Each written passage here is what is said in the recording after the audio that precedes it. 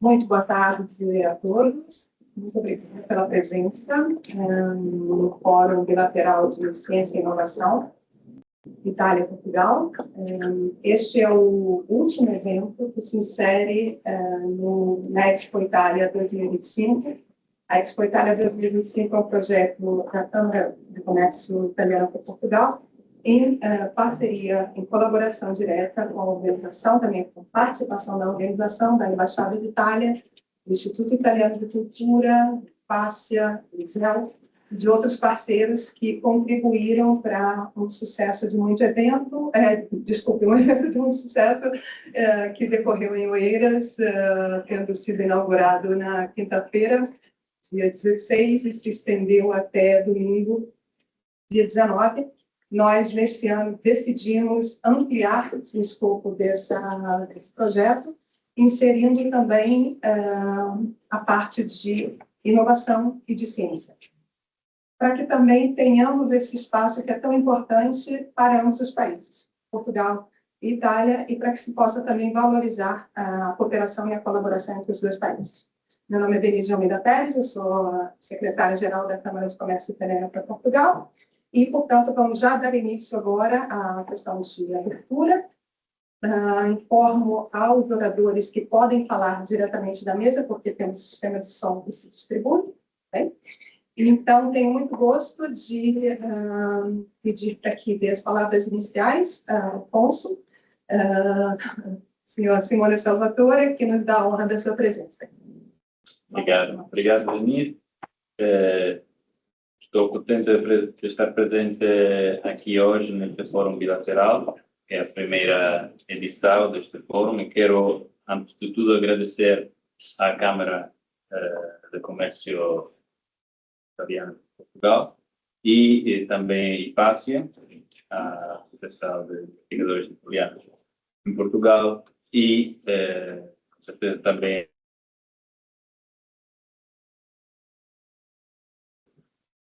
as relações bilaterais entre Itália e Portugal neste âmbito acadêmico são sempre mais dinâmicas e são fundadas sobre uma profunda convergência de valores, valores que partilhamos também no âmbito da União Europeia, e uma convergência de prioridades científicas que temos em comum e desafios para o futuro.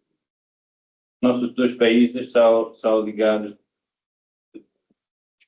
a afinidades culturais, políticas, e são parceiros estratégicos na construção de um ecossistema de educação que seja sempre mais integrado e mais inovativo e competitivo.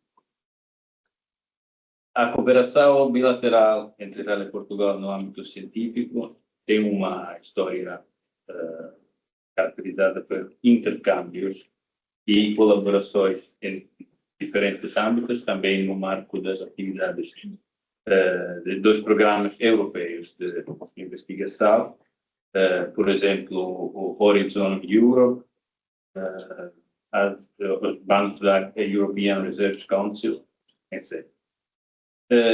Temos aqui também em Portugal, uma comunidade de investigadores italianos, que é otimamente representada pela Fácia, que desde a sua fundação colaborou em diferentes atividades com a Embaixada para garantir uma promoção também deste setor italiano aqui em Portugal. Não temos de esquecer também que a inovação em Portugal deve ser focada também sobre o setor das startups. A Embaixada de Itália dá muita importância a este setor no âmbito da sua promoção económica e comercial aqui em Portugal. Como testemunha também a participação italiana cada ano na feira do Web Summit, que terá lugar no próximo ano aqui em Lisboa. E vemos com muito interesse as políticas portuguesas de desenvolvimento das iniciativas de empreendedoria jovem e ligada com a educação, a investigação, a formação de tudo. Neste âmbito também quero sublinhar a atividade da embaixada no setor de mobilidade de investigadores, com o projeto Erasmus Plus, as iniciativas do Ministério dos Assuntos Estrangeiros para a mobilidade de investigadores e também as relações que existem entre as universidades italianas e os centros de investigação italianos e os centros de investigação das universidades portuguesas, como em particular a Universidade de Lisboa, a Universidade do Porto e a Universidade Nova de Lisboa. Então, para mim é uma ótima ocasião isto de começar um diálogo sobre a ciência e a inovação aqui, entre Itália e Portugal, e deixo a palavra para mais informações ao presidente. Muito obrigado. Boa tarde a todos. Obrigado por estarem aqui presentes. Eu, enquanto Presidente da Câmara de Comércio Italiana para Portugal, tenho um particular prazer em voltar à universidade. É sempre bom, porque voltar à universidade significa oxigenar os neurónios, ok? E, infelizmente, já há uns anos largos que não deixei a universidade, como imaginarão. Portanto, de facto, como já disse o Dr. Simone Salvatore, cônsul e consultor de toda a área de promoção comercial da Embaixada de Itália, é importante, de facto, este intercâmbio de visões e de experiências entre os dois países. E, portanto, para nós é um particular motivo de satisfação estarmos aqui, neste ambiente, juntando italianos e portugueses nessa nova missão de ir mais além com o conhecimento, de ir muito mais além com o conhecimento e com a experiência. A Hipácia está cá num canto especial de cooperação, porque, entre aspas, ajudei, se dizem bem italiano, a partorire, ou seja, eu fui parteiro dessa associação, e que tem, de facto, já um trabalho consolidado e importante, com um número sério e importante de sócios e com currículos importantes. Olha ali para o professor António, é um dos fundadores da Hipácia e que está aqui, e estamos também na casa dele. Portanto, desejo melhores sucessos neste trabalho e que esta experiência se reproduza por muitas mais. Deixei para o fim, porque os últimos seis primeiros, a direção do ISEL, agradecendo esta acolhência strepitosa, como se diz em bom italiano, este bom acolhimento que estamos aqui. Todos muito obrigado e bom trabalho. Não sei quem é que segue na... Peço desculpas até para uma correção aqui no slide, porque fomos avisados atempadamente, o representante daqui, que temos aqui do ISEL é a professora Elizabeth Alegria, que é assessora da presidência e professora e doutora do Departamento de Química, e uma parceira muito ativa dentro do protocolo de cooperação que temos com o ISEL, e já desenvolvemos algumas iniciativas com eles, graças à ajuda da professora Elizabeth Alegria, também do professor Alessandro Fantoni, e eu agradeço em nome de todo o Conselho da Câmara de Comércio Italiano de Portugal pela vossa acolhida aqui, por ter imediatamente aberto as portas da nossa casa para acolher esse evento. Professora. Obrigada. Então, estou aqui em apresentação do presidente do Instituto Superior de Engenharia de Lisboa, José Nascimento. Obviamente que recebi com muito agrado este pedido de substituição, porque ele teve uma substituição de compromissos. Gostaria de cumprimentar o Sr. Cônsul, o Sr. Presidente também da Câmara de Comércio, e obviamente também representante da Associação dos Investigadores Italianos em Portugal, e dar a todos, é uma honra receber aqui este fórum bilateral, recebê-los a todos aqui no ISEL. Nos dias que correm, eu acho que é muito importante o conhecimento, a inovação e a diplomacia caminharem juntos. E nesse sentido, para construir novas pontes que sejam importantes para as nossas instituições e que as nossas instituições, também as nossas sociedades. E o painel, os dois painéis que hoje têm aqui, que estão aqui vão ser debatidos, acho que são muito representativos dessa interligação entre o conhecimento e a sua aplicação na sociedade, o impacto real na sociedade. Portanto, o que eu quero deixar aqui é uma palavra espero que seja muito produtivo, inspirador, e que possam nascer novas ideias, novos projetos e novas colaborações entre Portugal e Itália. Dizer apenas também que é com muito gosto que sou representante do protocolo que foi celebrado entre o ISEL e a Câmara de Comércio, e foi com muito carinho que recebi cá os estudantes como coordenador Erasmus, que agora já me desempenho, e posso dizer-vos que eles acharam sempre uma impressão excelente nos nossos professores. Muito obrigada a todos e um bom fórum.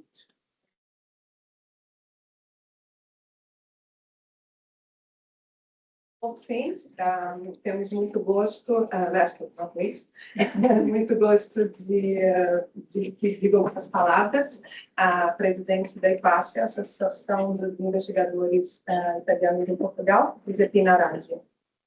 Obrigada, boa tarde a todos. É uma honra para mim estar aqui representando a comunidade dos investigadores italianos em Portugal. Antes queria agradecer quem falou antes de mim, o cônsul Simone Salvatore, o advogado Luiz Vilaça Ferreira, a professora Elisabetta Alegria. Queria também agradecer ao professor Alessandro Fantoni, que nos hospeda, e também a Denise Pérez, sem a qual esse evento não teria sido possível, e também a participação dos nossos associados, colegas e amigos, Marco Fumazzoni e Marco Picardo, que vão integrar o primeiro painel. Aceitamos com muito agrado esse convite da Câmara de Comércio de organizar esse primeiro evento e esperamos que possa ser a primeira etapa de outros encontros futuros para dar mais visibilidade à ciência, à inovação e à tecnologia dos investigadores italianos aqui em Portugal. Em relação à ciência, queria relembrar o grande contributo dos investigadores italianos, que os investigadores deram nesses últimos 20 anos aqui em Portugal, porque há, de fato, uma grande comunidade de pesquisadores. E assim, ao lado, junto, eu sou uma historiadora da arte, então, ao lado da arte, da cultura, do design, da tradição da cozinha italiana, acho importantíssimo sublinhar o grande benefício do trabalho desenvolvido pelos investigadores, trazem a sua criatividade, o seu engenho, não é? E também trazem fora de Itália alguns, digamos, momentos de grande excelência na ciência, porque entre nós temos pessoas que ganharam o IRC, entre nós temos pessoas que ganharam projetos da Horizon Europe, então tudo isto é possível porque as duas comunidades portuguesas e italianas se encontram, os dois campos científicos, os dois ambientes científicos se encontram, e acho que essa transnacionalidade da pesquisa, da mobilidade dos pesquisadores é um tema fundamental hoje para os desafios que o mundo encara cada vez mais fortes, e então acho que os investigadores têm um grande papel agora e no futuro em relação ao caminho de colaboração, mas também de paz que podemos trazer. Então, eu estou certa que este seja o primeiro passo para uma colaboração futura muito mais forte e principalmente também para fortalecer os laços entre Itália e Portugal. Então, agradeço a todos a vossa presença e espero que possam desfrutar dessa linda tarde, e que é italiano está convidado a associar-se à associação.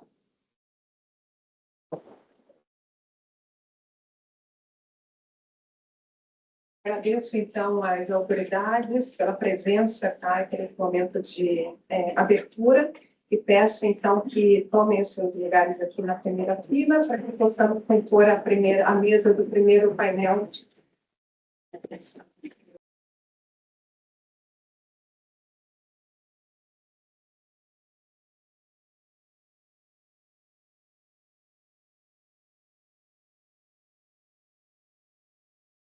Marco Fumazoni,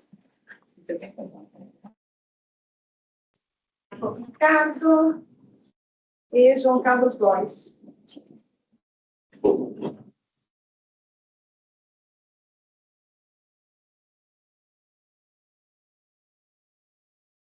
Eu vou falar para o nosso professor. Obrigado.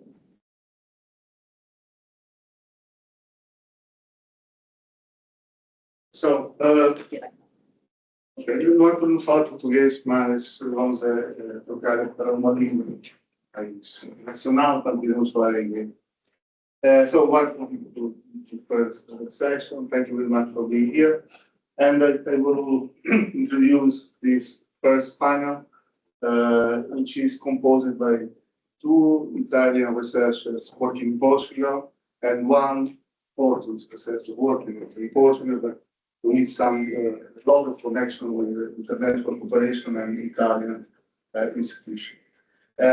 So the most important, most beautiful thing of this panel is the intersection about three completely different areas, but at the same time, which are on the foundation of the future development for Europe, for the next future of the world, which are electronics, microelectronics, circuits, material science, metasurfaces, and the biotechnology, genome, and fundamental science supporting all these techniques. So, welcome to Marco Fumazoni, Marco Ricardo, João Góes.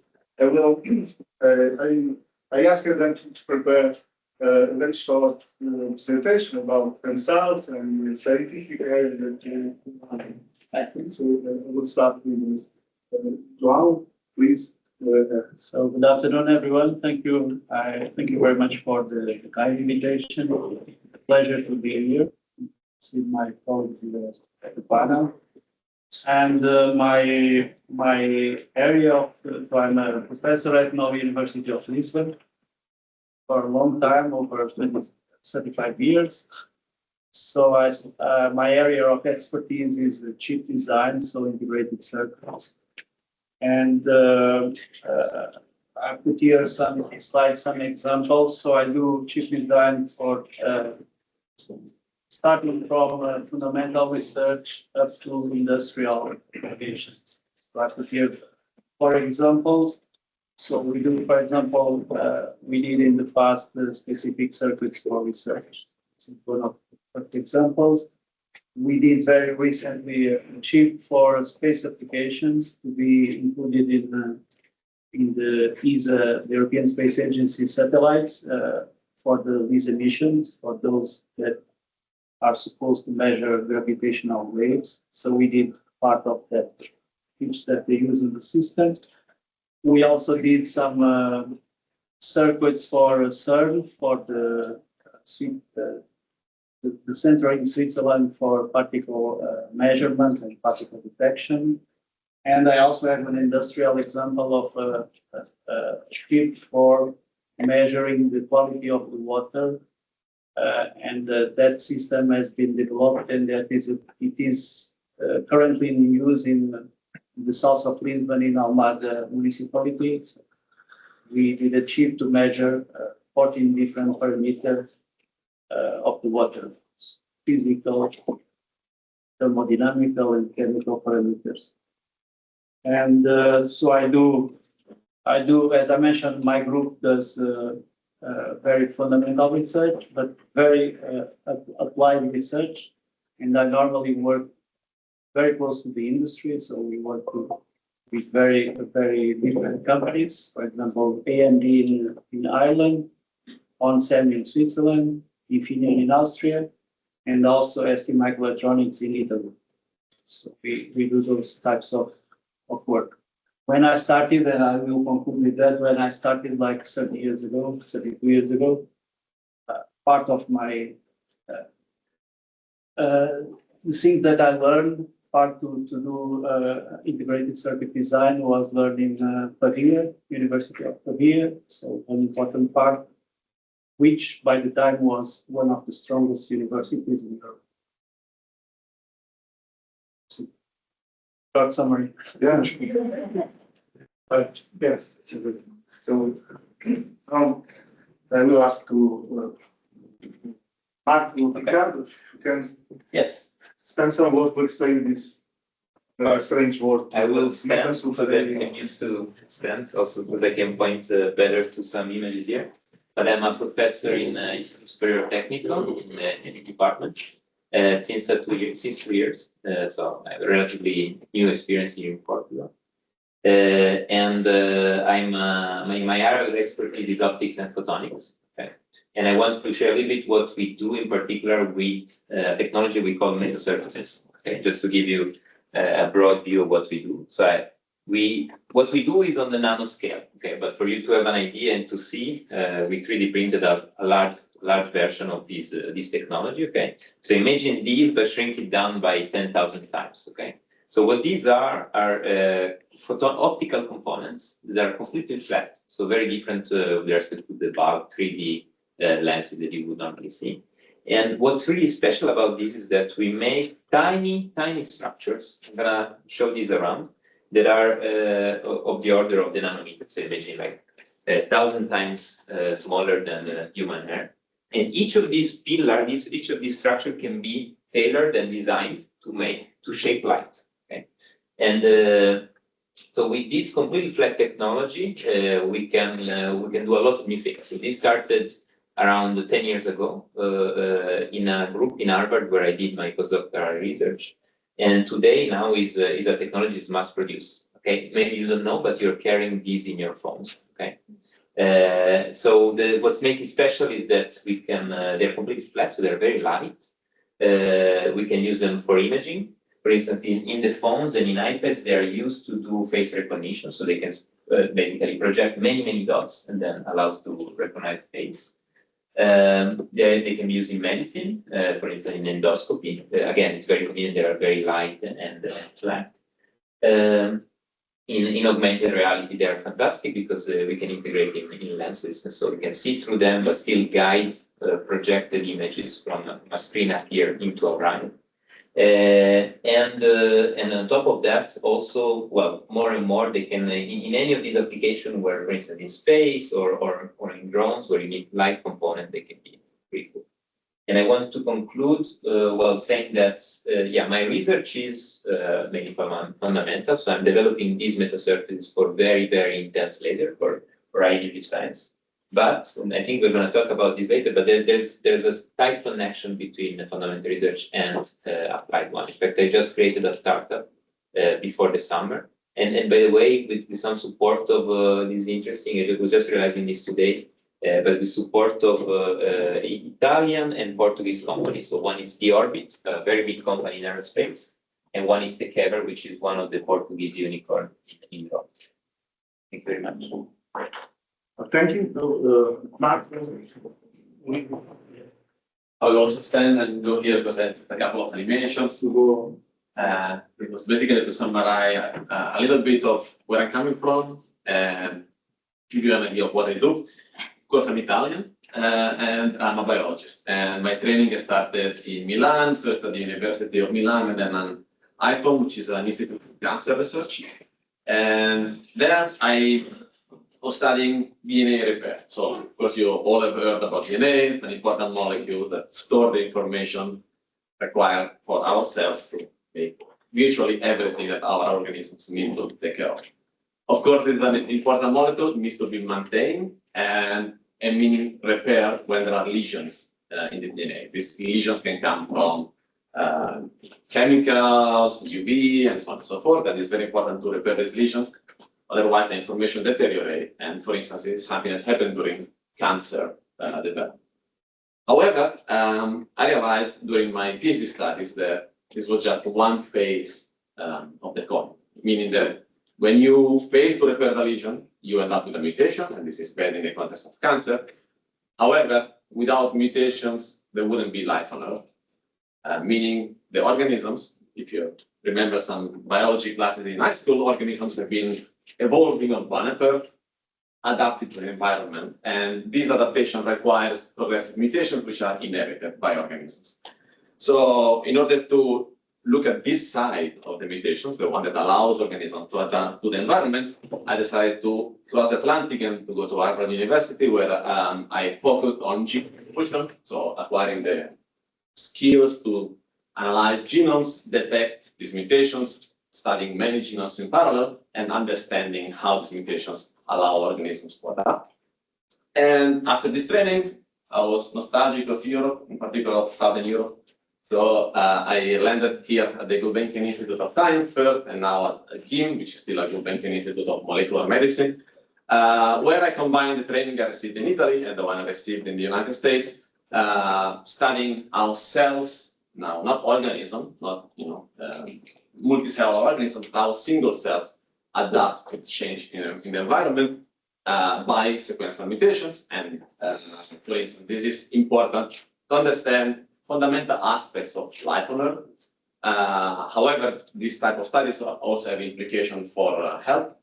Indeed, these mechanisms that we study are implicated in how, for instance, microbial, bacterial adapt to using antibiotics, for instance, and develop the resistance to antibiotics, which is a problem in hospital, and allows also us to understand, connecting back to my original training in cancer research, how cancer cells adapt to various tissues and they end up creating metastases, and they develop further features which are bad for the organism that has cancer, but are good for this cancer cells which spread. And this is fundamentally it. I'm happy to take questions during.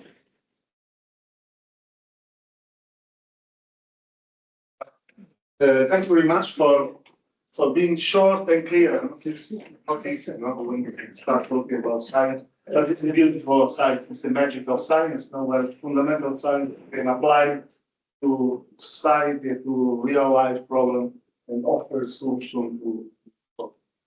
And I'd like to ask a few questions from both points of view, because we have two Italians coming to Portugal. Actually, the president, which is one of the one main institution of research in Portugal, receiving people coming from abroad. How do you think the international cooperation, the exchange, the collaboration between people and institutions from different nationalities has improved, or can improve, or not your research? João, we want to start. Can I start? So I have been collaborating with the Italian colleagues from starting 30 years ago in European projects. So ever since I have been working with that, so big consortiums with many universities and companies as well. So here, Milano, Bologna, also Catania in the south. So we have been doing many types of projects over the past years. So as you know, the consortiums normally are almost the same from year to year. So we keep the consortiums working, and we have received students. We have received many students, and we also send students to Italy, different universities in Italy, and we collaborate. For example, also with Sandro in the context of the same research center with the collaborations. So his group does photonics, we do the electronics. So we do those types of collaborations, and it's very easy to work with Italians. In my area, in my specific area of chip design, I'm totally I totally match the research areas. So it's very easy we work basically in the same areas. Of course, we also compete among ourselves, but the competition is very healthy to try to reach better circuits with better performance, and everything is then used in consumer electronics, as you know. And we also have like competence centers. This is, as you know, the chip area, the semiconductors area has been chosen from Europe to be one of the strategic areas in Europe. And each country has created a competence center. So we have a Portuguese competence center, and Italy has created a foundation that is also a competence center in Italy. And we work very, very well together as well. So we mentioned teaching, we have advanced courses, everything is more or less coordinated. Yes, What brings you to Portugal? what brought me to Portugal when my wife, maybe not as inspirational as Mark's story, but well, we met in neutral territory, which was France, during my PhD, and then well, she won. But well, with a baby coming, we saw that here we have a very good environment. So not only for personal life, but also I think we can mention this in various ways now, but definitely here the academic environment is open. So I found something, basically they were really open to take people from the outside. They were unknown. I had no bounds before with the Portugal, and in Technica was welcome well in a very slow process, to say. So our two countries have very, very nice things in common, but also some bad things in common, like bureaucracy. My hiring process took almost 2 years, which was kind of difficult. But yeah, I see that now more and more Technico is hiring international faculties. Actually, by coincidence, not that I influenced this, but after me, another Italian was hired, and well, more and more international. So I think yes, this is a bit my experience. Then in terms of collaboration, it's natural when, well, since I've been working in Italy, like just for instance, last week, an Italian researcher came to my group now for a period of like 4 months from one of the top groups in photonics in Milan. And it's natural having this exchange, obviously. So, but obviously, I don't limit my network to Italy. It's wherever in Europe there are good connections with this. But yes. You mentioned that you opened a startup 2 months ago. Yeah. How was the process? Bureaucracy was. Did you get support from your institution? Yeah. Well, I did most of that independently. I did discussion with the institute. It's still a gray area, I would say. But in terms of institutional relations, but yeah, in terms of bureaucracy, I have to say opening a company is relatively fast. Like there's this thing, Empresa Naora. I mean, creating that is easy. Then giving its value is what it takes time, right? But yeah, for me, it's a super important step. Yes, we can talk about this. And Marco, So to answer to a couple of questions which my colleagues have already answered, I guess, so I made a joke about being attracted by certain European culture. It is not just a joke. I feel the proximity of the Portuguese culture to the Italian one, and it makes you feel a little alone, even if you're not. However, the most important aspect that made Portugal attractive to me when I was in the United States, and I have to premise I had no previous connection with Portugal whatsoever, was that the scientific community, especially the scientific community in Lisbon, looked very vibrant. And I came across many students from this particular institute, which I ended up joining, but other institutions in Lisbon. I came across them in international meetings, in conferences, and found them always very well prepared and curious about science. And I told myself that a place that produces this scientist must be a nice place where science is happening.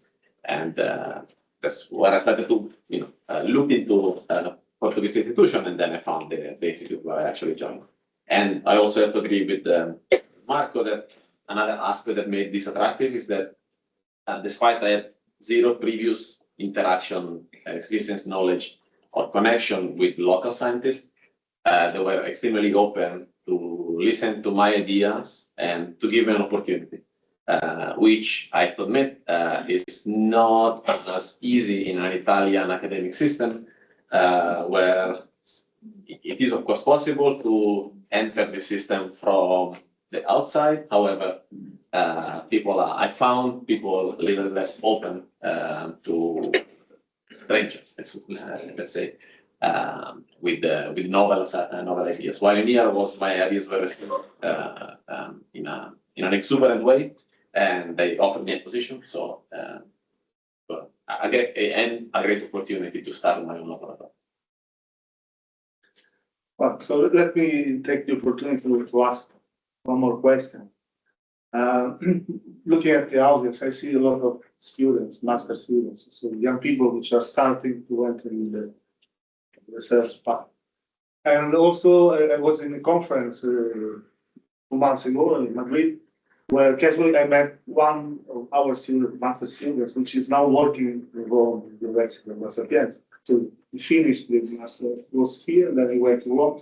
And actually, he's having his own success there. So he was very happy and was appreciated, but he was presenting a nice talk. So what would you, how would you advise the young student interested in research? Would you think you should go abroad to find success, or maybe other path? What do you think? Well, I'm a bit divided with that. So normally I have like 20 master students finishing every year, but in my group, not myself. And half of them are going abroad, half of them are not coming back. And I think that's the pity. So we have a lot of brain drain, as they call. So I think it's a pity that the country does not accommodate, because the country spend a lot of investment on the people. People leave, they have good, they have a solid background, they have a good teaching, and they are not coming back. That's very sad for me. Do you think this is specific to the electronics area, or is generally? I don't know. At least in electronics area, is well, we have like companies here, but comparing with Italy, so we are similar to Italy in this area, like Italy was 20 years ago, in terms of number of companies. And what Italy did is that they sent people abroad, lots of people abroad. And one day they were so much, they wanted to go back to Italy. So the industry created the design centers there. And that's why the north of Italy, mostly also in the south, but mostly in the north, they have many companies in semiconductors. They were not at the time 20 years ago. And my expectation is I sent so many students abroad that one day they decided to return. So that's my plan. I'm not sure I succeed with that. They have to sign something. So they have to, like, they do some diplomacy, so they convince the bosses there that they should open design center. That's my plan. Okay. Yeah, sure. Yeah, representing I'd say the market vision here in the Italian Chamber of Commerce. As you know, all know that we bridge the two countries and work businesses and try to improve their approach to the markets, either Portuguese companies to Italy or vice versa. So I was curious about, you were all talking about the connections between universities and scientists in both countries. And what about the connection between the market and the university in the academic life and production in Italy and in Portugal? Because I think that science is really very important, although, well, let's not say that. Let's not talk about the world like it is today, but science is important. But I think that also this connection is very, very important. And what is your vision about this connection? market and science in both countries, as the three of you have previous experience so in both countries. Just to say something, and my colleagues can complete. So in my area, we do like starting, as I mentioned, from fundamental research up to almost a product, not a product, but a prototype. So we work basically very close with industry. So the problems are not, we don't invent the problem, the industry suggests the problems. Nice. So it's like a direct connection. Of course, there is some intellectual property issues always with university. University wants to want something, and the companies want to give something. So that part has to be improved. But in my area, is like direct connection. There is no gap between industry and university. But I confess that is a very specific area. Some areas as well, but not all the areas are like. Okay. Yeah. I agree. It's very much area dependent. No, maybe I can share just my experience in this. So, in my case, I was when I came here, I saw there was very interesting research in plasma physics, and well, the future of that will be like fusion energy and all that. And I was bringing all this know-how on metasurfaces, this technology. And so coming here, I started saying, okay, there's probably something interesting. If I can shape light at very intense laser, for very intense laser, I can start changing something in plasma physics. And then came out this idea that is fundamental of controlling this interaction, etc. So all this is fundamental. But when I tried this new route, I realized that we were missing the technology for that, and I had to develop that. And once we had this, so we started having the first metasurface that can withstand really intense laser, we figured out that, okay, this is a new opportunity in terms of market, because in defense, they have very intense lasers. In aerospace, when they do long distance communication, they also have very intense lasers. And it's just an example of how fundamental, so maybe it's the other way around with respect to what Joe said, how fundamental research gives new ideas that then can be used by the market. In reality, the two there's not one, it's a mutual connection. So I really believe one should continuously inspire and refresh the other. Otherwise, things tend to stagnate. So it's super important. It's true that I think in terms of ecosystem, things are moving, but it's still, things are not, maybe the incentives are not yet so interesting for a professor. Things can be definitely improved there. So this interaction between even technical, which is a leading university, still has a very not well-defined policy for this tech transfer. So I think if these incentives are better placed and this regulation, because indeed IP, all this is always a big problem. If this is improved, I think things can start moving forward. And then this is the basis to then start solving one of the problems that João was mentioning of the return of the students from abroad. If we have why students don't come back, because starting salaries are not interesting, right? And so actually this is very connected with the Camera de Comercio.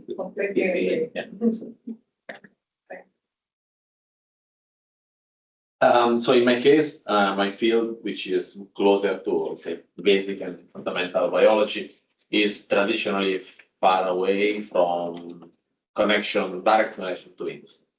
There is a full branch, which is biotechnology, which is closer to that. Of course, it's not the one I'm in. And there are attempts of making these two work closer. For instance, now my institute is developing these technology transfer offices, which actually are helping us in seeing the potential application of the discovery that we do. And actually, as of this week, I'm about to submit for the first time in my life a patent application, which I didn't even know, how they look like until very recently, and I'm very happy. At the same time, I would advocate that it's also okay. So given the political, let's say, scenario of the moment, that seems to look for immediate returns, and immediate returns in science sometimes, but there is a part of all part of science which by definition does not give immediate returns. And in a way, this has also to be maintained, in my view, sort of like further away from application, because it gives the oxygen, let's say, for the application that will come in 20 to 30 years. So, for instance, a clear example that hopefully everybody understands in this room was mRNA vaccine. So the Nobel Prize Carrico was studying this idea that you can make vaccines out of just an RNA molecule already 30 years ago, like decades before a pandemic showed up. And fortunately, because of this 30 year of fundamental science, in the moment there was a pandemic hitting our society, we quickly applied this fundamental idea to an application that arguably saved our society from a way worse, let's say, destiny. So this is an example, and in a way, I will advocate that this distance somehow at the same time needs to be maintained, while in certain occasions working to get it closer.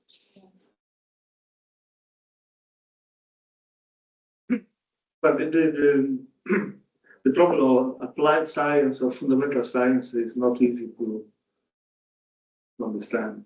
You know, Mark was talking about laser. When they invented laser, it was a useless story. You know, that, okay, very nice, but okay. Yeah. And now, okay, we know that every technology depends on the laser. So, what I was thinking when we were developing these ideas, again, is about what should be taught to students. So, because it's very easy to take students and to learn how to be very good technician, which is of course important. And it's just enough to find a job for sure. But maybe they miss the opportunity to develop something else at a different level. That's my opinion. What do you think about it? You understand? About the courses, no? Even at the bachelor level, not sure, because I think every year we go further, reducing the fundamental science, introducing more technical field that actually probably in 10 years they became obsolete. So, but they are, of course, very useful to find a job and to do the thing, to produce. How should we balance these different needs? Yeah, in my view, it's crucial these days to transfer, well, to teach students how to be flexible, right? Again, well, students are changing, so the whole generation is changing. The AI is a revolution, etc., etc. What we are doing again in technical is, I mean, a committee is trying to push that. Since students are changing, we're trying to adapt the teaching method, and I'm a big advocate of the importance of active learning. So active learning is the opposite of passive learning, which is probably what most people here have experienced. So it's the ex cathedra teaching. So the professor is there and you take notes and just observe. In active learning, students do things, and the professor is more like a not a bearer of knowledge. And on the opposite, is just an inspirational figure. And well, I believe this is the shift. Students need to be adapt and be able to shift quickly between various in the world is changing so fast. This type of dynamic and active learning methods should be more and more useful. In particular, we are applying it for experimental physics, but I believe it can be used in any field. Just to complement a little bit, so I think teachers, so the paradigm has shifted, so we cannot teach as we teach in the past. And what I think is that what I try to do is to teach something that does not come on, because the students can read the book. So the examples in the book, they are there so they can be read. And what I normally try is to show something that is not there. I think that's something that stimulates the student. And also during teaching, I try to put the students reinventing the things that I'm teaching, so they can help. Okay, I know this technique, I know the other technique, so I can suggest something, and the student invents something that it was invented already, but they don't know. So try to do like that. Something that you are building something. You're doing something that the ChatGPT cannot do. Exactly. Mark, say. Well, one aspect of training that I particularly care about is interdisciplinarity. Again, like even biology has been traditionally taught oftentimes in individual blocks, genetics, biochemistry, and so on and so forth, development. And of course, those are disciplines with a long history. And for students, it will take nowadays decades to learn all these disciplines individually. And I'm in favor of a training which is more interdisciplinary, which distill concepts of these different disciplines and provide them jointly. And again, following what Marcus said, like it's a world which is changing faster than previous centuries, I guess, and being able to integrate concepts from physics to biology quickly, I think is the best skill I think students could make use of when they leave the training for their own future. I don't know. If the audience have a question, Yeah. there's a question there. So you mentioned already artificial intelligence, ChatGPT. I'm curious in your field, in your teaching, do you have any do's and don'ts or suggestions how young students, especially, should they use ChatGPT every time, or do you have any experience? Should they use it but with a human brain? Any recommendations for these tools? So I would say that for writing, yes. For helping or for assisting in writing, yes. For doing something new, to create something new, I'm not sure about it, because I have experienced the ChatGPT, so first version, second version in my area. If you give a problem that is very common on literature, there are plenty of literature about it. It can do a very good, let's say, optimization and design and provide a very good result. If you do slightly different, it does not provide anything useful. So I would say like an assistant, like a tool, yes, I incentivize also even my students to use it for doing something that is really creative. I don't think that's a good idea. On my side, well, the big challenge I find is giving homeworks, because every year it's getting better and better. So most of the things now we do in class. But yeah, I strongly encourage its use. I like that recently they introduced this mode that is called study and learn, and I think it's very good, because still to learn sometimes we need to get to the answer our way, right? So despite it's a tool they should use to learn, sometimes they need to go through the math or the thing. And the study and learn mode is quite cool, because it will actually guide you as a tutor, as a personalized tutor to get there. So yeah, it's then a tool to be used, but as everything with the right care. Well, in my case, fortunately, ChatGPT doesn't do yet experiments with cells. This may come in a few years with to combine with robotics. So I will answer that back then. Right now, we definitely use it as a tool, especially for coding, sort of like accelerate the coding process, which in our case, since we're not developers, we use just as a tool to analyze genomes, for instance, and it can just be save time that the student can use in other activities which are beneficial to them. So as a tool, as he mentioned, is encouraged. This thing, by the way, this thing they were mentioning about automatized lab, I start seeing, I think in the UK, they did one chemistry one, I can imagine also in optics more and more if you start putting motors and everything, things can.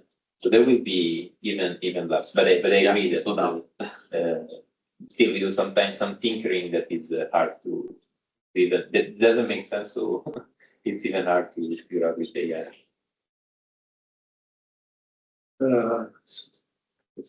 Well, last case. Hi, I'm Silvana Munzi from the University of Lisbon, the Faculty of Science. Thinking about research mobility, that is one of the main topics today.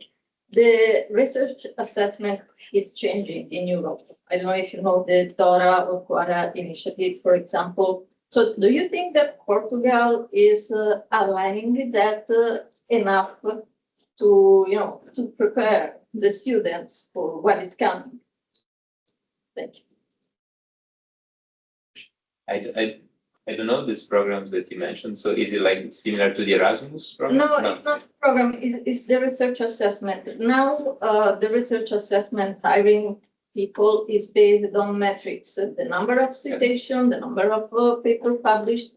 And now we changed. Like the San Francisco. And they are going towards, soft skills, the sense communication or mentoring or this kind of capacity building in the students. So do you think that your institution are working well on this aspect? I mean, if you don't know if you're in top, it's fine. I know that it's...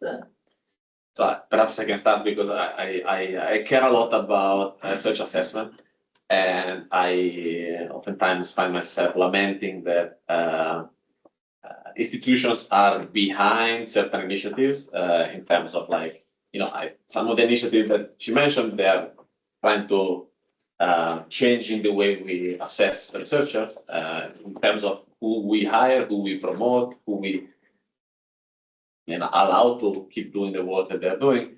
And of course, it's a very important matter in science. And I think there is a need of doing this assessment in a fair way, which consider not just numbers, but the person as a whole and different type of skills that the person can develop during their career.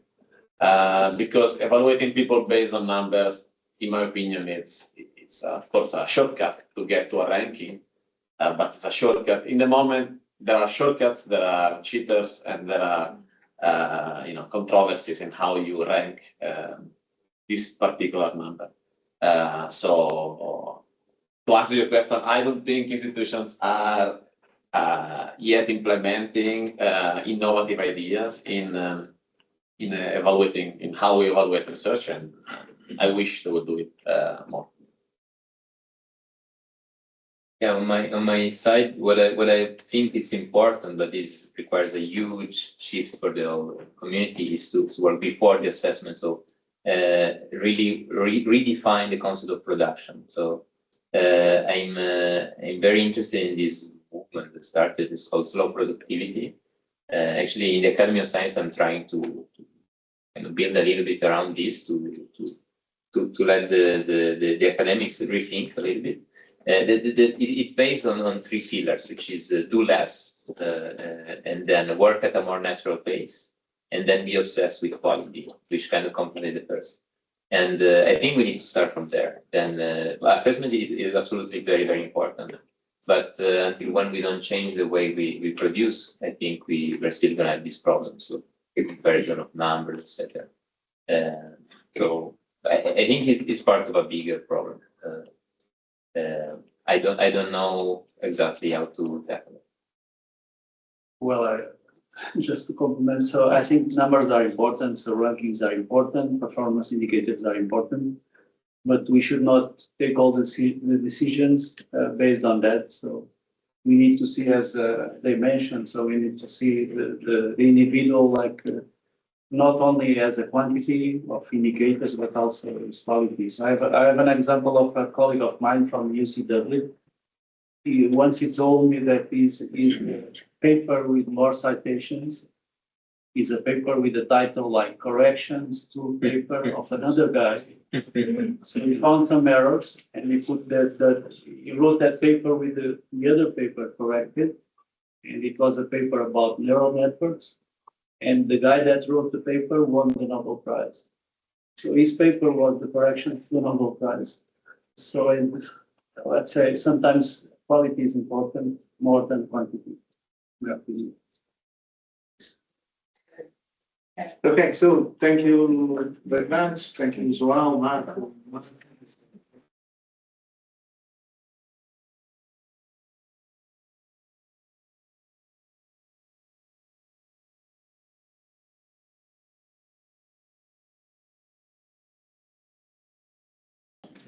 Us today, and we are starting with our final panel, which is innovation and technology, and I'm very glad to invite Mr. Miguel Gonçalves, the president of the Portuguese Association for the Promotion of Information Security. Thanks on that. Yes. He will be the moderator of this panel, where we also have Alexander Dresden Krause, co-founder and partner of ADG Plus. Is talk about the using of AI on marketing. For cybersecurity, we have Clara Marques, consulting manager of SecureNet and trainer and mentor of Nova's Dev program, The Voice of Leadership. And e-commerce, we have Claudia Costa, sales director of Intex. So the floor is out. It's yours. Waiting. So, first of all, many thanks for the invitation in my name, in the name of my association that I represent. So, just to clarify, I'm the president of the Portuguese Association for the Promotion of Information Security. This is a non-profit association. We started 12 years ago.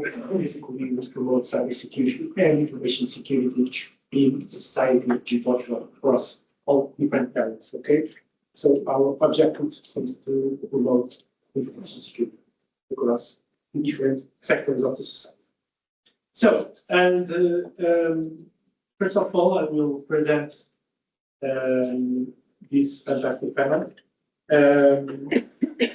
We have today a discussion that we basically talk about innovation and technology. We know that nowadays technology is part of our society. We will talk especially digital innovation, e-commerce, cybersecurity, so different topics that are in fact very important to our days. In society, in investigation, in industry, these are topics that in fact are very, very important for us. So I will present and I will ask Alexander to present herself. Alexander Preston Gross, co-founder and partner of ADB Plus. Thank you, first of all. Hi, everybody. Thanks for the invitation. Or, my name is Alexander, and I'm the co-founder of ADB Plus, which is actually a digital marketing agency we founded in Portugal in, if I'm not mistaken, October 2017. Fortunately, I can't tell you the exact date anymore, but that's another story. We are 4 co-founders, and the connection to the Italian chamber there, if you're asking yourself that question, is the other 3 co-founders are Italian. Myself, I'm German, so that's a little bit different. As mentioned, we are a digital performance marketing agency, and we started back in the days to help companies, other agencies and startups to leverage their business on social media, specifically Facebook and Instagram back in the days. But we quickly added other platforms, whether that is Google, TikTok, back in the days, even Pinterest, other ones. So that's us. And our topic is anyways in the AI direction. So as you know, it is significantly needed by now to implement AI, in our opinion. But for now, we still have the thought, and we are convinced of it, that AI is not there to replace somebody working in marketing. It is rather an assistant or a tool which can help you save a lot of time boring directions and give you extra time for creativity. And that's where we are right now. And we try to implement that a lot with our clients internally as well. Thanks a lot, Alexander. Then I will ask for Clara Marques to present herself. She's consulting manager of SecureNet, trainer and mentor of Nova FPS, program The Voice of Leadership. Please, Clara Marques. Well, thank you. Thank you for the invitation to be here today. So my name is Clara. I'm in charge of the consulting department of SecureNet, that is the cybersecurity company, Portuguese, founded in Portugal in 2020. It has 23 years of existence, specialized on cybersecurity solutions. On our department, we perform cybersecurity assessments to see the maturity of organizations, and we help them to achieve their goals regarding cybersecurity. On the other part, I'm also an investigator and student because I'm performing a PhD in cybersecurity cultures in ISEL. And also I'm a teacher, so I participate or collaborate with Nova SPE on a program that is the Voice of Leadership that's intent to transform our SO and PME companies here in Portugal. So thank you for the So, and last but not least, we have with us Claudia Costa. She's sales director of VTX. Thank you. Herself, please. Thank you. So it's VTEX. My name is Claudia. Thank you for the invitation to be here.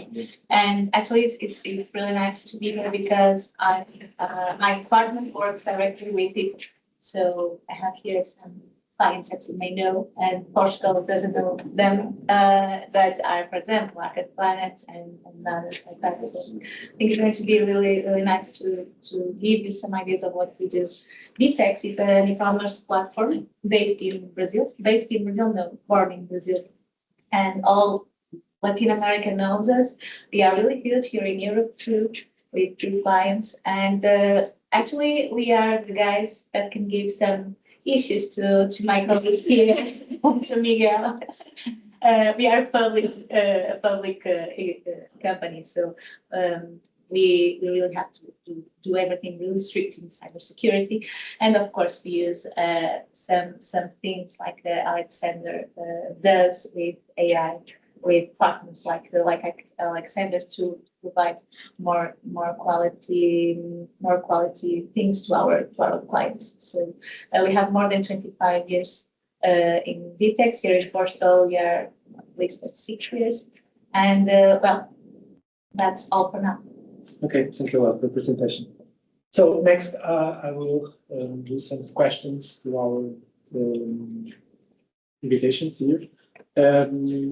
First, I will ask you, Alexander, about if you believe that the artificial intelligence is redefining the personalization of digital marketing strategies and the customer experience. Yes, it is already definitely doing that. That's for sure. And probably not even in the near future, but in the further future, it's going to be even a bigger change for everybody in that sector. Now, before AI in general, digital performance marketing already had the opportunity or the possibility to personalize ad experience for people on, let's say, social media. But that included a lot of work in terms of gathering data, manually analyzing that data, and then afterwards trying to send out marketing ads, which ideally should be personalized to the people who want to see those ads. And to give you an example, you would have wanted to sell maybe some products on an e-commerce platform, and you sort of understood what your potential customer audience is in terms of age, maybe gender, even, or some other demographics there. And in order to understand what to show them in that sense, personalized ads, you would run tests. For example, you would have different videos which have the same messaging for that product, but you would maybe underline it with a different voiceovers, with different characters and a different age frame, so the person who sees the ads feels attracted. That will take time because you would have 1 week a segmentation of that audience, afterwards another week a different segmentation, or maybe different colors in the videos, different landscapes, and that goes on and on. And let's say that is around 1, 2, 3 months of testing. You analyze that data, which takes another little bit of time, and then you come to your conclusion and you send out those personal ads. Yeah. Maybe this audience has changed already because of seasonality or other things. With AI now, you can literally do that live on time with even much more ads, up to 100 different videos at the same time to the same huge audience. And your accumulated budget is automatically pushed out to those people that see video 40 because they react to that. So to jump back to your question, it was already possible before, but it is much more efficient by now. Yeah. Will even get more and more efficient for sure. For sure. Yeah, thanks for the comments. Clara, in fact, we are facing an increase of challenges regarding cybersecurity. Every day there are people talking about the increase of vulnerabilities, the increase of risks. And I'd like to ask you if you, in your opinion, professional opinion, do you think that the increasing digital society that are aware about constant cyber attacks, it's a fact. What are your opinion about the concerns to have actual days when we think basically about the use of intelligence, artificial intelligence? Okay, good question. First, before answer that, I would like to make not a challenge, but something that we have to think about. When we use a new tool, when we are learning something new, we have to question us if we are prepared to. And I think more than the concern regarding AI, it's the concern if organizations or people has the digital maturity that we need to use the tools. Yeah. So AI is a great tool that we have to use. Point. We have AI that will improve our tests, our works. Will not surrogate our tests, but will improve. When we talk about cyber attacks or vulnerability that can be explored by people that are not very with good intentions, it can accelerate that part. And we have to be concerned regarding informations, the flow of the information. Because when we are using AI, we are exposing our information to the unknown, or putting our informations in places that we don't know how are the security controls of that information, if it is encrypted, if it is safe, if it's not in use by another person or another entity. So I think we cannot be concerned regarding AI, but concerned regarding the type of information that we give to AI that we don't know about where it goes. Okay, very good point. Thanks so much. Claudia, in fact, we are seeing that nowadays e-commerce, it's a reality in digital world.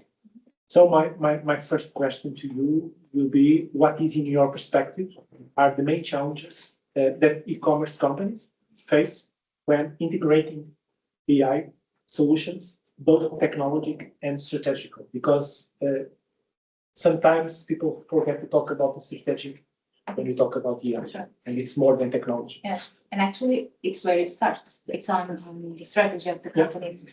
And as Alexander says, we try with the AI with A/B tests and something like that when we try to test what we are delivering to our customers. that's where our AI, you can say, it starts. It has a lot of knowledge in humans. So on a strategic part, it's really important to the companies to understand that it's not a trend. Oh, we have to have AI for everything. No, it's not trendy.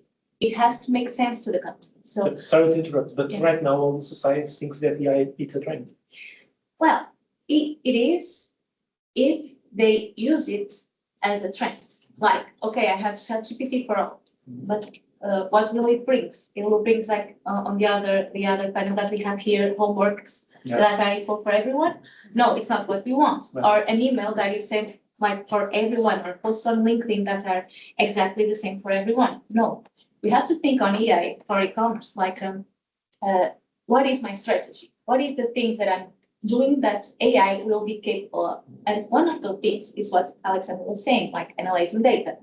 And how can I do my CX experience for my client better? How can he interpret what I would take like the analyst for one month to take the issue there. So first of all, it's not a trend. I really have to see where I can improve the skills of my human during my company to do it. And the second of all is the technology that comes a little bit by what Clara was saying, that is the data. And actually the e-commerce companies, and I think almost all the companies that we have right now have this issue that is decentralized data. We have data for everything. Like, oh, I have here a sheet of my clients. Oh, I have here a sheet of who buys in last month. But they are the same. Oh, I don't know. Let's do a formula in Excel to split all and do a correlation. And AI is not correlation. AI is cognitive. Is things that are learning, and we have to teach this AI to give us what we think. So I think the main issue on technology part is absolutely data. Where are the data for the AI words, and what is the purpose? So I think these are the two main problems that we are facing right now. Yes, good explanation. Alexander, I think that in some way, one of the bigger issues in society when you use this kind of technology, it's ethical. Right. And to be direct to the question, what do you consider to be the biggest ethical and strategic challenge? Because we're talking about strategies in the organization, when you're using artificial intelligence for data analysis and marketing decision making. Oh, that's a good one. I think we all think about the ethical part a lot nowadays when it comes to AI, but jumping into the section of digital marketing, I think we just heard here a good point, and that is the data itself, which is gathered.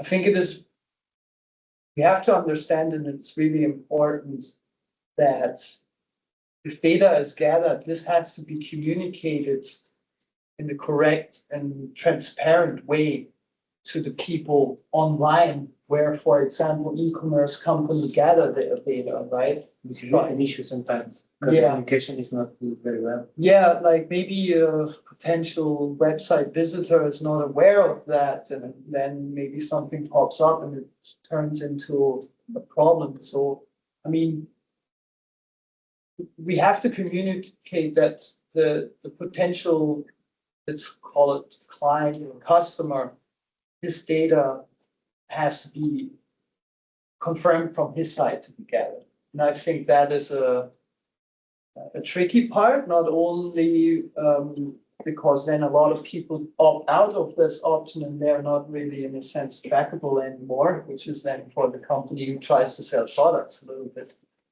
problematic. But it has to be like that. There's a fine line. And I think a good part here is that the European Union is one of the front runners worldwide in terms of data protection. Yeah, compared to the United States, for example. Yeah, the United States, you can track everything. I mean, everything has its positives and its negatives. Those companies there, they can effectively do remarketing in a total different way than European ones. But on the other hand, you know, like people in society have a little bit more of a protection of their data. Unfortunately, it depends on your opinion, right? But let's say you're totally against it. Well, there's not really that much of a way around. More digital, the more automated things will get.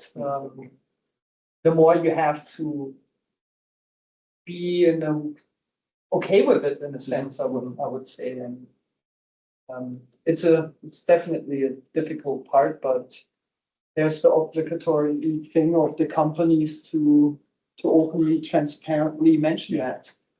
I think that's a really important thing. Yeah, but it's a challenge that we will have in the next years. Oh yeah, continuously for sure. So, Clara, in the first question, you answered and you touched this point, the vulnerabilities. But I would like to go deeper about this vulnerabilities topic. And basically, I would like to ask you if, in your opinion, the massive use of artificial intelligence, the massive use of data, can be seen as a vulnerability. More or less, because when we talk about the use of this data on the digital markets regarding this data, it's like a paradox, because on the side, we are producing efficiency to our tasks, and by the other side, we are improve the thing that we call the attack surface. So we have big data that is all over the world, so it can be. So this part, it's not a vulnerability. However, when we have this data that is not regulated, and a very important word that Alex mentioned, that is not transparent. So we don't know the use of them. So we have to regulate the data. We have to inform people how you are using the data, and we have to protect the data. So the vulnerability, it's not the use, it's the way that we use that part. Because we have a huge data to solve, to use. Perfect. Claudio, we are talking about technologies. We are talking about the use of artificial intelligence, and it's a consequence. We're talking about automation. Okay? So, in your opinion, what human skills will continue to be indispensable in e-commerce, even with automation? Because with automation, it's a hot topic nowadays. Everybody talks about automation. Everybody talks about the end of jobs because the use of artificial intelligence. But basically, I would like to know your opinion about the use of human skills. Sure. Well, let's start. Because Alexander was saying one thing that is, I think it's really important, that is our perception of being transparency, and that's okay, I put in here my data, I'm being tracked, I'm not being tracked. Actually, Google said to you, to European Union, I don't care if you are going to find me or not. So, it's a money issue that we have here on one hand. But I think the main thing is we humans, we feel threat all the time. And I think for AI, what we are facing is like, I'm being manipulated. And I don't want to be manipulated. So please don't track me because I'm going to be manipulated. And it's not the case. Actually, in my opinion, what I think is you already have my data. So please make a good use of it. So give me what I want, what it fits, what is my, if I don't like codfish, please don't bring me things about codfish anymore. So please use it wisely. And thank you for that on AI, because before we have here about the spread of everything for everyone. I'm a woman, 35, so I'll give you things for a baby that you don't have, but you should. So please don't do it. Exactly. If you are a man and you bought some diapers for your child, here are the beers. Yeah, no, it doesn't make any sense anymore. Okay, so please AI, provide everything really good for me, without anyone like a slave on the other side. Oh, let me see if women with this age, what they do, what they like, what they don't like. So I think it's really important to face this. We are humans, we are in a technology thing, we really have to trust, and that's why cloud companies exist, so we can trust the data to everyone and to make sure that they use it wisely. About our human skills, there are things that are only human. For example, I can teach, I don't know if we are all using the ChatGPT. It's quite a tool, it's really good, but we have to teach them who we are. We have to say, oh, write me an email for Clara. And he write me something that has no sense at all, because he doesn't know me. He doesn't know that I use these jokes. He doesn't know that I'm not formal with Clara. So we have to teach him to know me and how can I learn to Clara. The same thing about human skills. Creativity is not something that they will do from scratch. Emotional things. When we are in a client and he's saying, yes, I really like your product. He's doing something with the face that AI will never know. Cultural context, for example, Russia, now the problem with Russia. Okay, maybe you have put some things from Russia. It's not really flavor right now. And AI will not know this, will not have this empathy, this sense. At least I don't believe it will have soon. So I think there are things that are only human, and we will not have to be afraid of it. And in e-commerce, it's exactly this. This is this human touch that we have with the client, with cultural context and emotional things that will not be replaced. I think for sure, but in some years I come here again to give my hands. But yeah, I think after the emotional, Absolutely. it will be the thing that make the difference, and this typical human Exactly. characteristic. Perfect. Alexander, we are talking about digital marketeers, e-commerce, digital world, its evolution with use of AI. I'd like to know, in your perspective, thinking in the future, in the next 5-10 years, how do you see the future integration of generative AI into the daily work of digital marketeers? Well, it is already there in a sense, but talking about the future, it will just be more and more digital marketers will realize that how of a potential advantage that can be for them to be on top and elevate their business maybe and help boost it online in a sense. So it will be more and more used for what I mentioned before, repetitive tasks. Yes. Or you might call it even in a sense boring tasks. So like a lot of data gathering and then maybe reporting of all that data. And I think this will be done more and more. So using, let's call it a little bit more the simpler AI part. In the future, it will definitely be used much more in visual integration or audio integration. And there are already so many tools on the market which, partly are great already, yes, but have their flaws. I think we can all agree if we are on social media, we partly immediately recognize if something is not real and partly AI at the moment, right? Now, as an example, like let's assume in digital marketing, you want to sell a new service or product and you want to send that out to your potential audience in a catching video, so to speak. And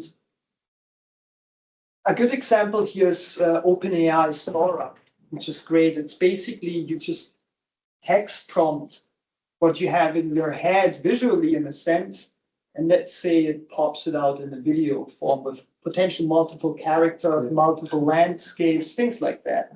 Now, I'm still, and we at ADB Plus are more than convinced that a professional videographer is even more important than that tool, right? Because that's where the actual empathy and the creativity still comes from, and it's not there yet. But sometimes you run in that situation into a problem. You have something in your head for your product or for your service, and you're gonna outsource the video capturing to a videographer.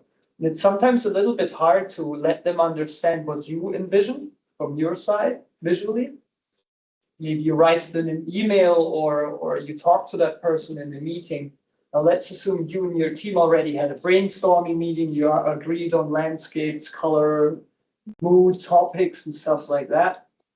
And you just throw all that in Sora and it will generate a video. This video you can actually then forward to the videographer to let him actually better understand what you are looking for. That doesn't mean he has to actually directly do it like that, but it gets him a much better understanding what your brand wants to see in this video. And it will save not only time, but potential new shooting days, which cost a bunch of money, and even post-production, right?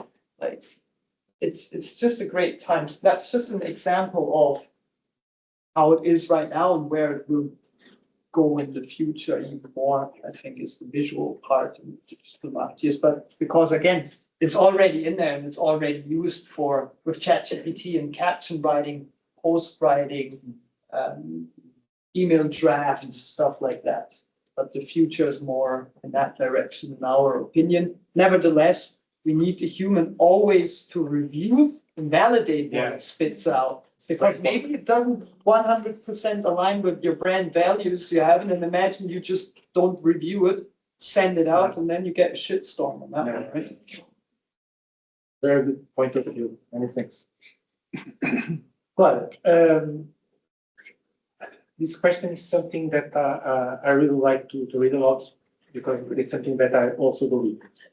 Do you consider that technology developers and the adoption of this kind of generative AI create a sense of false security as the perception of risk decreases in proportion to the opposite? The threats are increasing. And sometimes we see that we are secure because we are using a lot of technology, intelligence technology, but the risks are increasing or not. True. Because when we use AI tools or modern tools in this digital era, we know that the tools are becoming more intelligent. Yeah. So if they are more intelligent, we are thinking that they can protect us better. But this is the wrong idea. Yeah, okay. Grabbing here the things that Alexander saying about the video that you produce, it's a fake video. So if AI can help our organization getting more safe, cyber criminal also use the tools to took that part and take our organizations unsafe. So we have to be very critical about the information, the tools, the things that we use.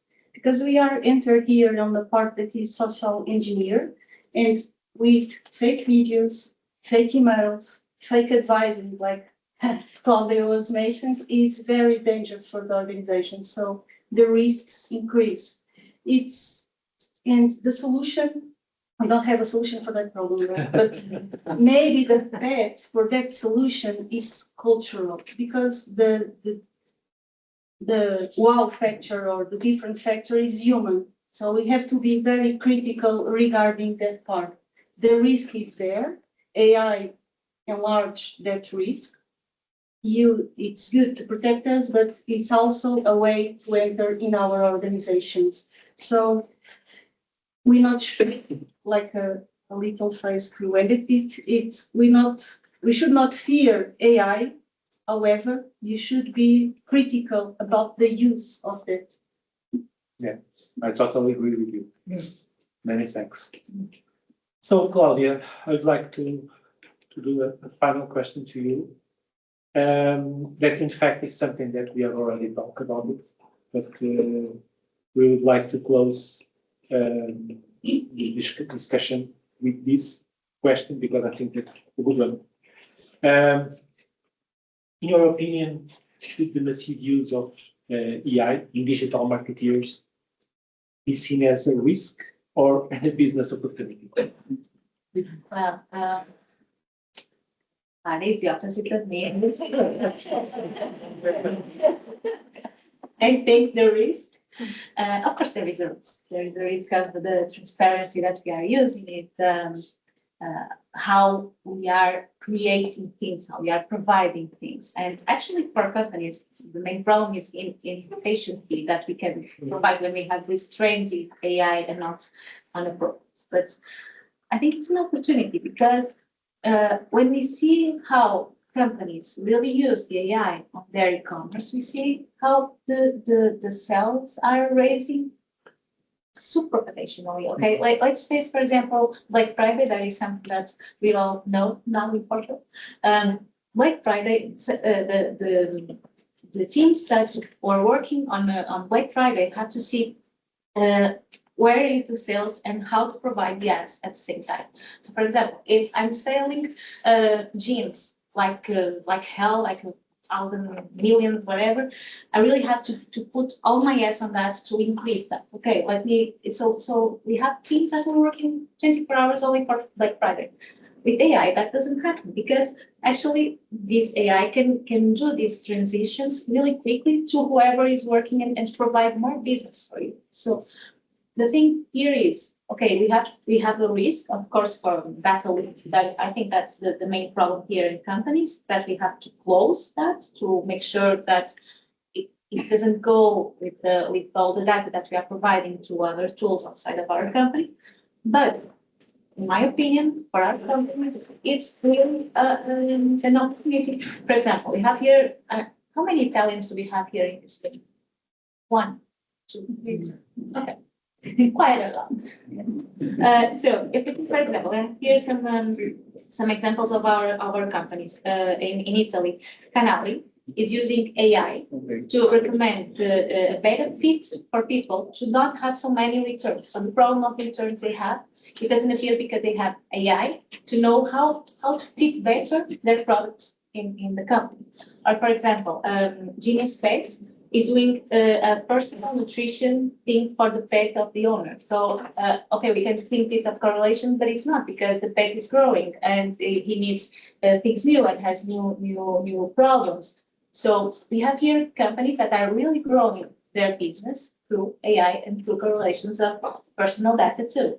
But if it's secure, if it's insecure, it's an absolutely opportunity. And the proof of this is how much technology tech companies are working on that. For example, in VTEX, we are facing 8 million in investments in AI. Okay, so 8 million, it's a lot, only for Europe. So it's an opportunity for the companies otherwise to have this trend. Yeah, many thanks. At the end of the day, there is a similar line between the risk and opportunity. So yeah, it's a balance. It's a balance. Okay.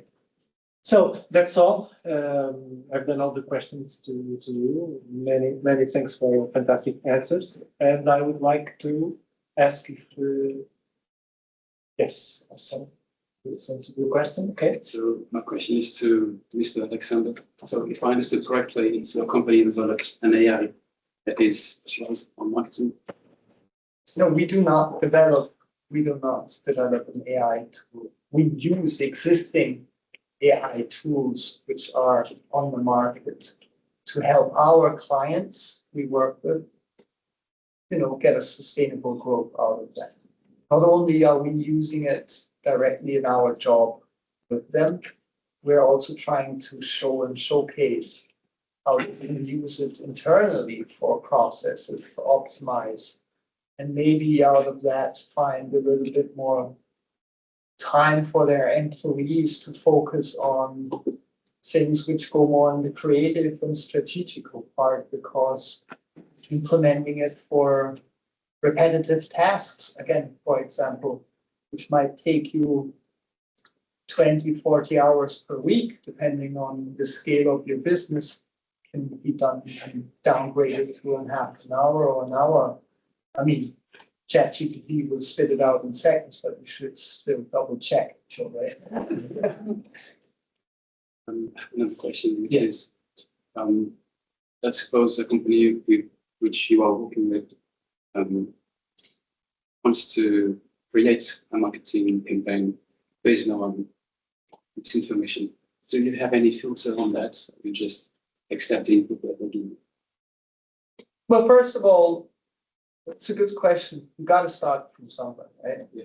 So that being said, we do generally trust if a company approaches us, and we trust the information they give us, or their perspective of their brand values and market and what they're going to sell. Now, that doesn't mean that we're going to tell and throw back at them and say, like, wait a minute, guys, that doesn't make that much of a sense.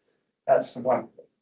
What helps there, again, specifically with AI is in a much quicker time and in real life, we can prove to that client that maybe they were right, or maybe they weren't right.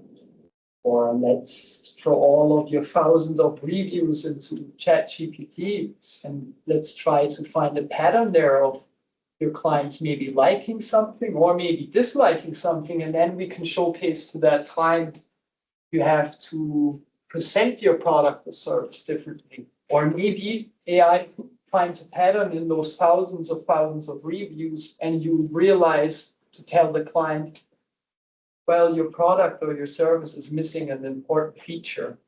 You guys just simply overlook that. It's possible to see that without AI, but you can do it in real time. Do you have another question? Yes. It's a question for all of you, but mainly probably for Claudia, for the marketing part. So let's imagine that we get a time machine, we go back like 500 years before. How old do you think I am?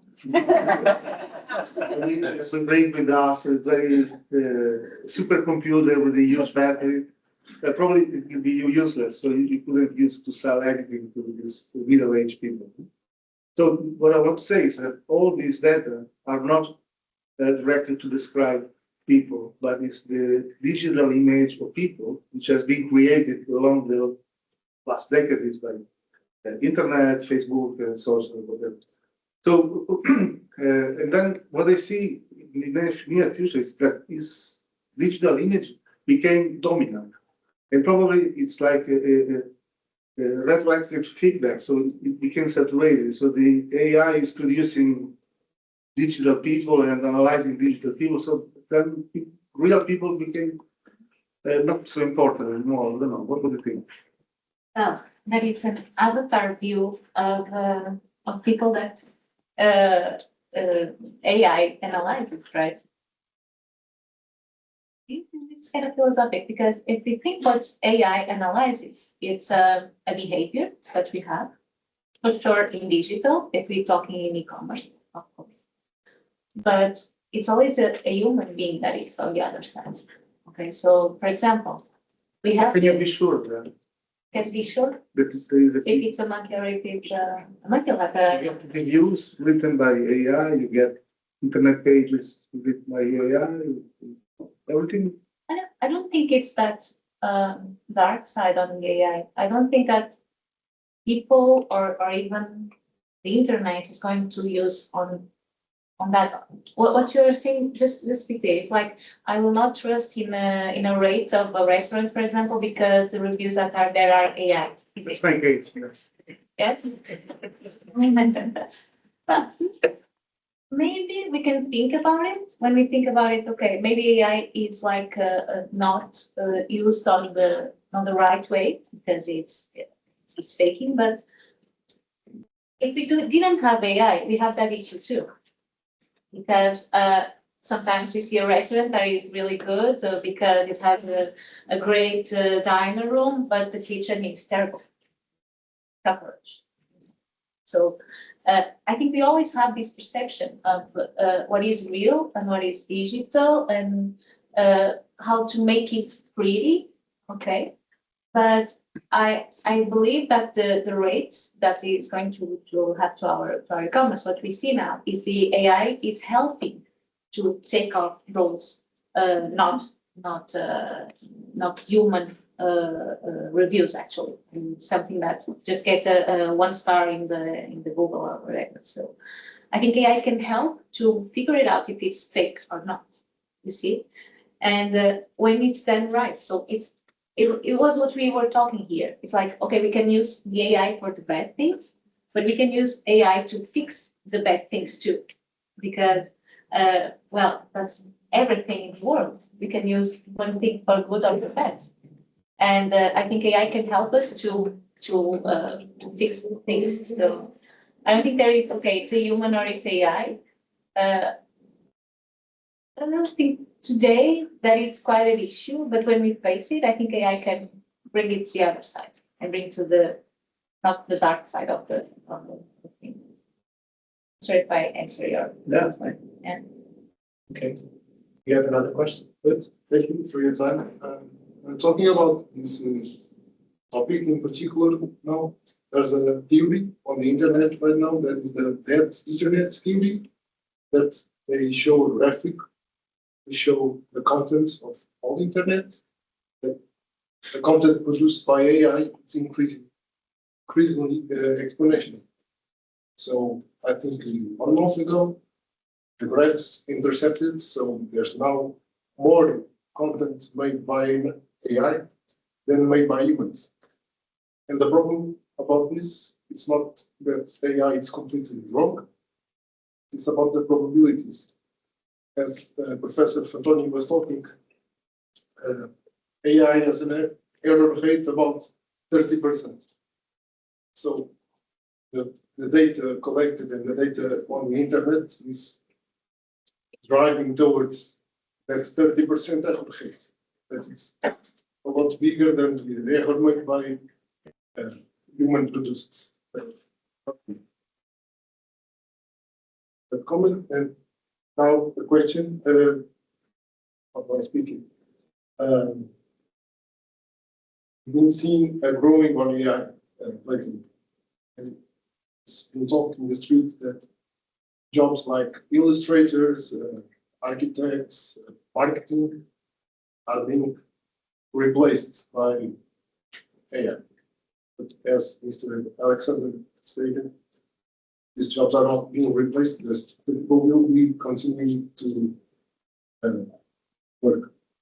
So the question is, where do you draw the line between the two coins, the two faces of the coin? Like either grow your target audience, or you decrease the time your workers spend doing it. So it's your vision that maybe treats all of you.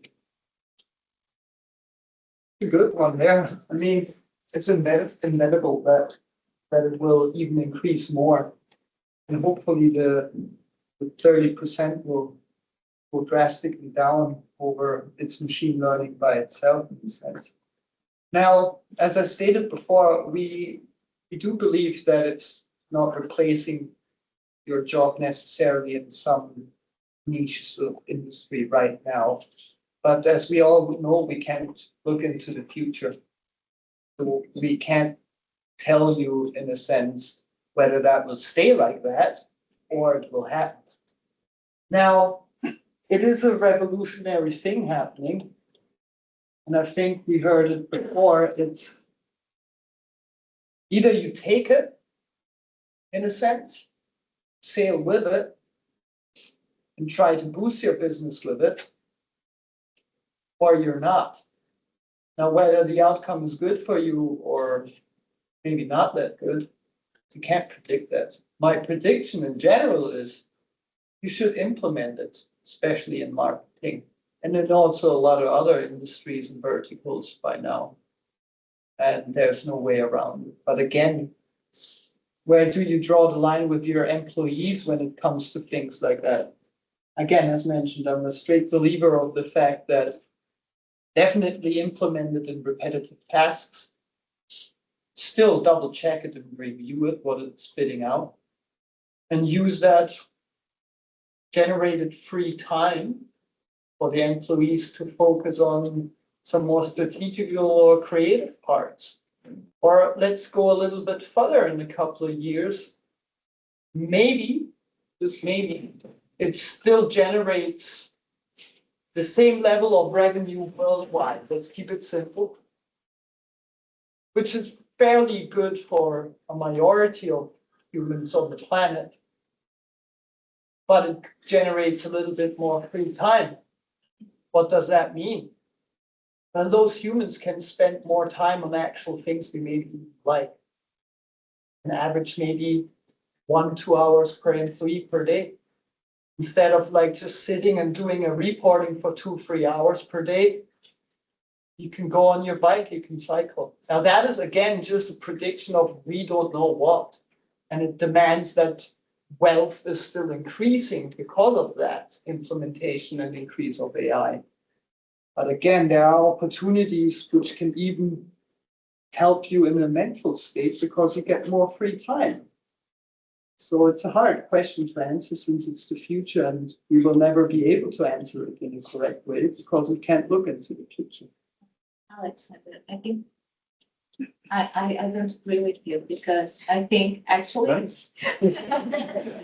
I'm sorry. Yes, there are a lot of jobs right now that will end because we had that along the story. We don't have any more people with a pen and a pencil today, yes. We don't have to see the streets because we already have GPS after that. We have machines.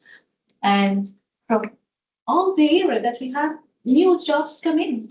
Before we can say that it's a job right now. Well, 5 million years ago, we didn't have computers. So when computers come in, everyone's like, oh my gosh, my job is in risk. And a lot of people get jobs in risk. It doesn't adapt to that.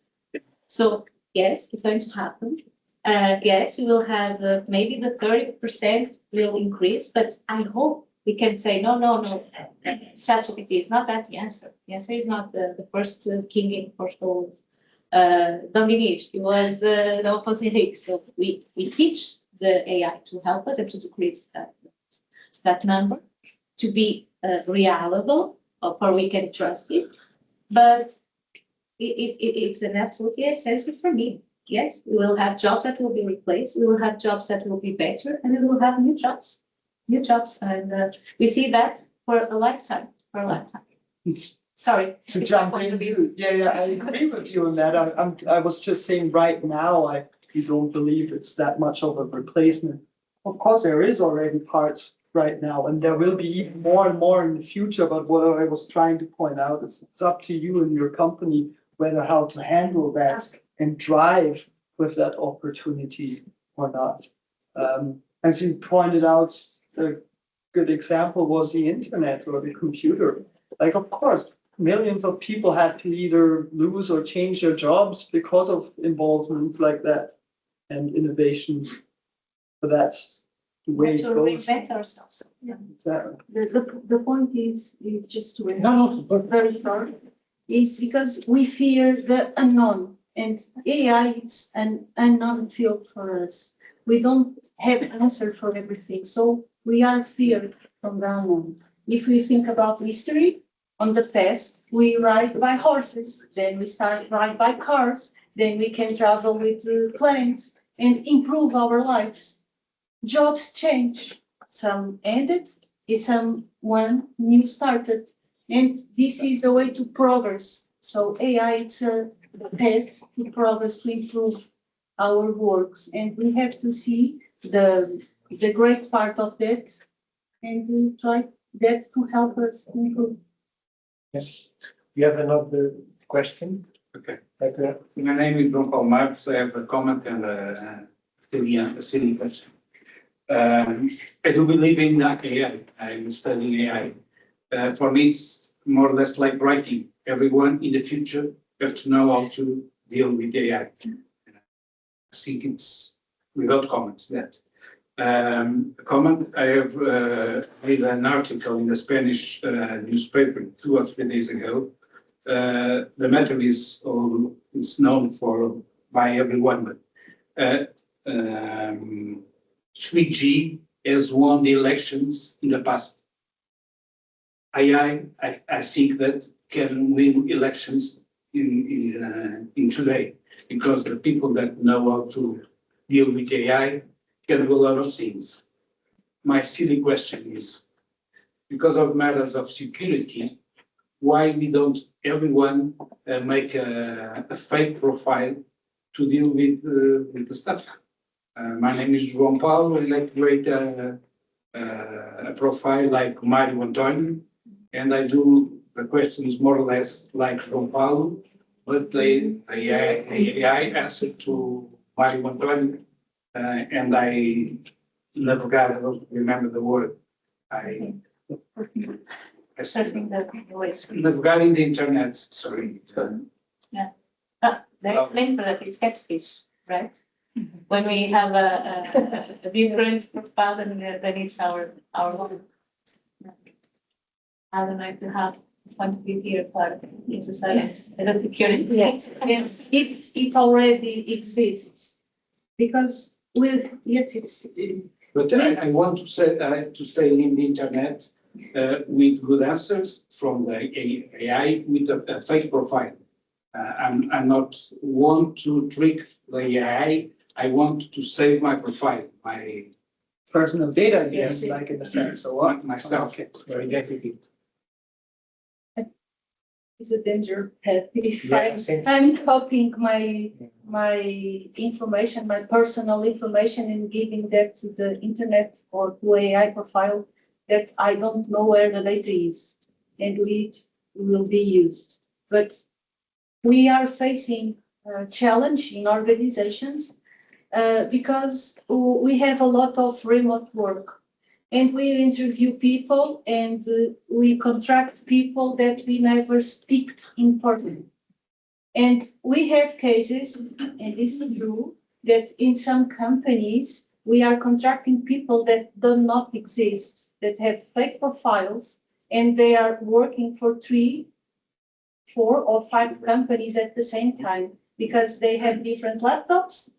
They have AI tools, they are developing, they are analyzing systems, so they can do with algorithms. So we already are facing that challenge in organizations.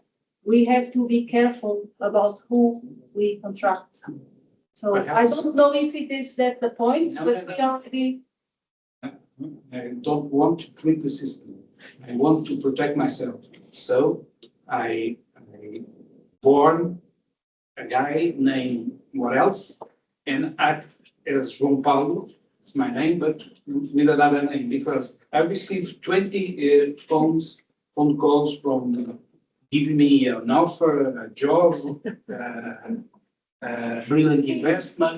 If I am receiving that calls, is because I put my data in places that are not protected, or I give authorizations to companies to use that data on behalf of me, and they don't protect that data in accordance. I'm So Facebook Warner, so yes, I use Facebook. Facebook has cyber attack, LinkedIn had a cyber attack on the past, and all data was their top had a cyber attack, and who didn't travel with tech. So our data is on the dark web, are exposed. So I have to be critical about the use that I give to my data. Okay. I don't know if. Point of view. Something to think about. Yes, because I don't have the. Another question? My question is directed to so nowadays, when we have to authenticate ourselves in some sites, we are it's asked so that we take a photo of ourselves so that we can prove that we are who we claim to be. Especially with generative AI, how can cybersecurity combat that? I don't have the right question for that, but when I'm putting my information on that sites, do I trust that sites? Do I know who is behind that sites? So I'm giving my identity to them. Cybersecurity can protect if I have data encrypted if I have to further education, but this is the part of the company that have to do. Here, me as a user, I have to be confident about the one that is behind this. I think the question was more how can we guarantee that we are doing our identification? Yeah, correct? it was the I can help also. Right now, people must understand that authentication is different from identification. Sometimes we authentify in a machine, but we are not guaranteeing our identification. So using multi-factor authenticator, basically we are using 3 criteria: something that I know, something that I am, and something that I am. Imagine a password that I know, something that I am, my eyes or my fingertips, and something that I am, my phone, and I receive SMS. So what I'm seeing, and I will see in the future, is that the enterprises will increase the criteria in multi-factor authenticator. So in the future, you will use 3 or 4 factors to guarantee your identification, because the enterprises need to know who you are about your identification, not to guarantee your authentication. It's different. I think you agree. Yes, yes. I don't know if there are more questions. Okay, so thank you very much. It was a pleasure to talk with you. It was a pleasure to be with you. And I will call to the stage Maria Teresa to say final words. Queremos agradecer os nossos oradores e agradecemos sinceramente todos pela participação ativa e pelo entusiasmo demonstrado ao longo dessa palestra.